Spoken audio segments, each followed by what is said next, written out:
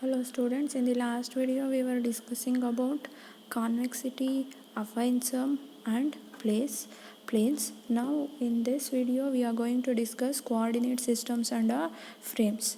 Till now, whenever we specify a point in an application program, we were specifying a point using a coordinate system. That is nothing but by using x coordinate value, y coordinate value or a z coordinate value, we are going to represent a point or a line segment or any object like that. But now, without considering any coordinate system, we are going to specify a point or a vector.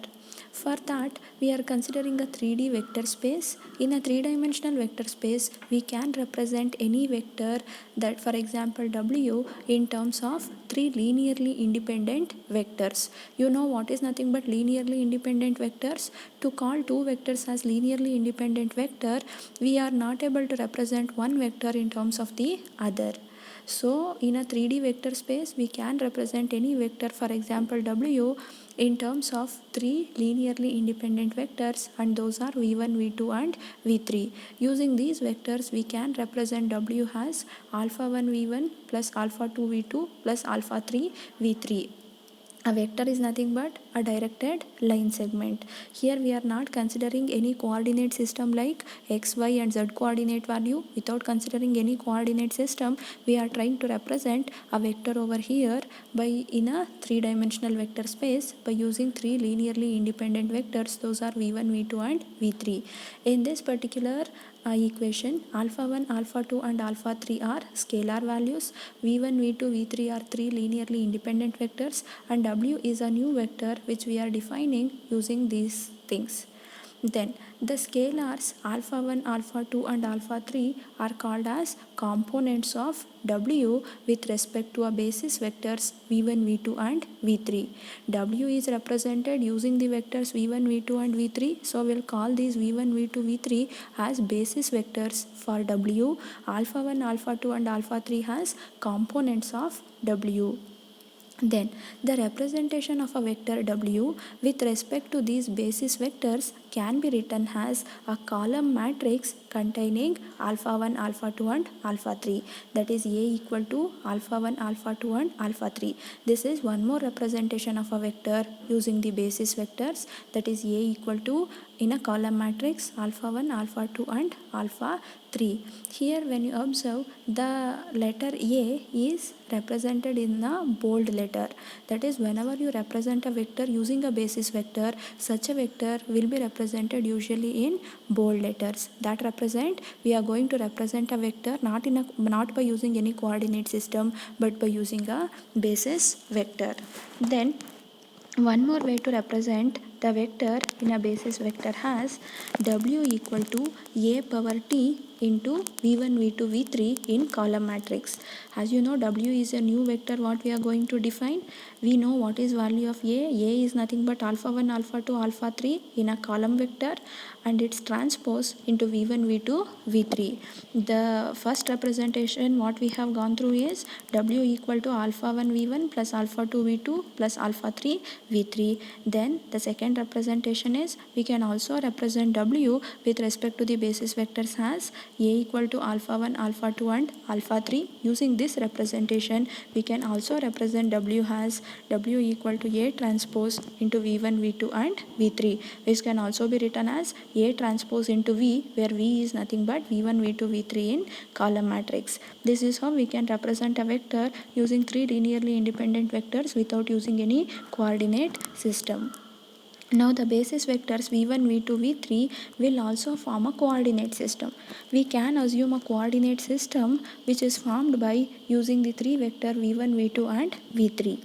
As you know, any vector will be having a magnitude and a direction but doesn't have a specific location in space. Now when you observe the two diagrams which are written below, the first diagram is exactly indicating the coordinate system which is having x-axis, y-axis and a z-axis, but the second diagram also consisting of same three vectors where all the three vectors are having the same magnitude and direction, but here the location is not same compared to the first diagram. Here with respect to a vectors, I can say the first diagram and second diagram are same because it's not required to maintain the location of a vector has same thing, because vectors doesn't have a specific location in space. I can write the vectors anywhere by retaining its magnitude and a direction, but always we'll consider the coordinate system in the first as in the first diagram, but not in the second diagram. By considering a coordinate system like given in the second diagram, we are not able to draw any object because that is not the usual way what we will practice for a coordinate system. We will go for the first one. Then along with three vectors to define a coordinate system, we need one more thing, that is an origin. If we don't have an origin, then we can write the vectors anywhere to define a coordinate system. Then the coordinate system will become the second one, where the vectors are written at some points which are having a specific magnitude and a direction but doesn't have a specific location. But to get a proper coordinate system, we need one more information along with three vectors, that is nothing but an origin. Now the combination of three vectors and an origin is known as a frame.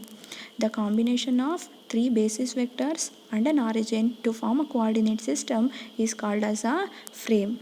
Then any point on this coordinate system can be represented as P equal to, P is nothing but a new point what we are going to define in the coordinate system. That point can be present anywhere. That P equal to P naught. P naught is nothing but the origin plus beta 1 V1 plus beta 2 V2 plus beta 3 V3. We are going to define this new point by considering the origin P naught and the three basis vectors V1, V2, V3 along with three scalar values beta 1, beta 2 and beta 3. Actually it should be beta 3 V3, but by mistake I have written beta 2 V3. You can make that correction as beta 3 V3. So here any point on the coordinate system can be represented as P equal to P naught. P naught is nothing but, by considering the origin, we are going to define a new point. That is why we have written P naught. Along with an origin, we are using three vectors and three scalar values to define a new point. So we have written all the components here to represent a point. The same equation can be written as P naught plus B transpose into V, where value of B will be beta 1, beta 2, beta 3 in a column matrix, and its transpose where V is nothing but V1, V2, V3 in a column matrix. Then in the same way, here we are considering the basis vectors as E1, E2, E3 instead of alpha 1, alpha 2, alpha 3 or beta 1, beta 2, beta 3. Then a vector here we are considering the basis vectors as E1, E2, E3 instead of V1, V2 and V3. Then a vector can be represented as V equal to alpha 1 E1 plus alpha 2 E2 plus alpha 3 E3. Then it is also possible to represent each basis vectors has a matrix form like 1 0 0 transpose for E1, then 0 1 0 transpose for E2, then 0 0 1 transpose for E3. Till now we were considering the basis vectors as V1, V2, V3 or E1, E2, E3, but it is also possible to assign a values or a matrix for each basis vector, where the first basis vector E1 will be represented as 1 0 0 transpose, then the second basis vector E2 will be represented as 0 1 0 transpose, and the third basis vector E3 will be represented as 0 0 1 transpose. Then now we'll consider a change of coordinate systems. By using one basis vectors V1, V2 and V3, we are going to represent a point and we are going to represent a coordinate system. Now if we consider two basis vectors like V1, V2, V3 and U1, U2, U3, it is possible to change the coordinate system from one coordinate system represented by U1, U2, U3 to other coordinate system represented by V1, V2, V3 or vice versa. When we consider a basis vector, it is possible to create a coordinate system. Here we are considering two sets of basis vectors, so we have two coordinate systems totally. Now change from one coordinate system to another coordinate system. How to perform that we'll see now. Then because we have two sets of basis vectors over here, we are going to represent one basis vector in terms of another. So the second set of basis vectors u1, u2, u3 will be represented in terms of first basis vector v1, v2, v3. Then how to represent them is u1 equal to gamma 11 v1 plus gamma 12 v2 plus gamma 13 v3. Similarly u2 equal to gamma 21 v1 plus gamma 22 v2 plus gamma 23 v3. Similarly u3 equal to gamma 31 v1 plus gamma 32 v2 plus gamma 33 v3, where v1, v2, v3 are vectors of first basis vectors. Then u1, u2, u3 are second set of basis vectors, where gamma 11, gamma 12 up to gamma 33 are nothing but scalar values. Now to represent one set of basis vectors in terms of another, totally we have 9 scalar values starting from gamma 11 till gamma 33. All these scalar values will form a matrix and we'll call that matrix as M, where we'll use this matrix to move from one coordinate system to another coordinate system. That is, M is used to move from a coordinate system which is represented by v1, v2, v3 to a coordinate system which is represented by u1, u2, u3, where the same thing will be written as u1, u2, u3 in a column matrix equal to M into v1, v2, v3 in a column matrix. This indicates the matrix M, that is a set of 9 scalar values, will be used to move from a coordinate system v1, v2, v3 to a coordinate system represented by u1, u2 and u3. Then if we take the inverse of a matrix, the inverse of a matrix will give us the operation to move from the coordinate system u1, u2, u3 to v1, v2, v3. Using M, we can move from the coordinate system represented by v1, v2, v3 to coordinate system represented by u1, u2, u3. By taking the inverse of M, we can perform the reverse operation. That is, if you find M inverse, then we can move from the coordinate system represented by u1, u2, u3 to coordinate system represented by v1, v2 and v3. Now for example, we'll consider the basis vectors v1, v2, v3 and we'll try to represent the new vector W as alpha 1 v1 plus alpha 2 v2 plus alpha 3 v3. The same thing we can write it as W equal to a power t into v, similar to the previous discussion, where a is nothing but alpha 1, alpha 2, alpha 3 in a column vector, v is nothing but v1, v2, v3 in a column vector. Then now again we are representing the same vector W by considering the next set of basis vector, that is u1, u2 and u3, where which can be represented as W equal to beta 1 u1 plus beta 2 u2 plus beta 3 v3. In the previous case we had considered two basis vectors and we were representing one basis vector in terms of another. Now we are going to represent the same vector by using two basis vector. That means in the previous slide we have represented W in terms of v1, v2, v3. Now we are representing the same vector W in terms of u1, u2 and u3, where the same equation can also be represented as W equal to b power t into u, where b is nothing but beta 1, beta 2, beta 3 in column vector, u is nothing but u1, u2, u3 in a column vector. The same thing can also be represented as W equal to beta transpose into u1, u2, u3, because u is nothing but u1, u2, u3 in column matrix, where u1, u2, u3 can also be written as M into v1, v2, v3 by using the previous slide, where u1, u2, u3 will be equal to M into v1, v2, v3. So we have substituted u1, u2, u3 in column matrix as M into v1, v2 and v3, where beta transpose into M can be written as A transpose, and v1, v2, v3 we have written as it is. That is what we have written over here, where A will be equal to M transpose into B, where M transpose will allow us to change the coordinate system which is represented by B into a coordinate system which is represented by A. But if we take the inverse of M transpose, then it will allow us to move from a coordinate system which is represented by A to a coordinate system which is represented by B. Now this is how we can change the coordinate system from one to another, where coordinate system will be represented by a basis vectors, then To move from one coordinate system to another coordinate system, we'll consider a set of scalar values, where scalar values can be represented as a matrix. If you consider by using a matrix, you can change from one coordinate system to another coordinate system. If you inverse that matrix, then you can perform the reverse operation, that is, from the other coordinate system you can change from to other one. Now we'll consider an example for change of representation. Now, as an example, we are going to represent a vector W by using some basis vectors like v1, v2 and v3.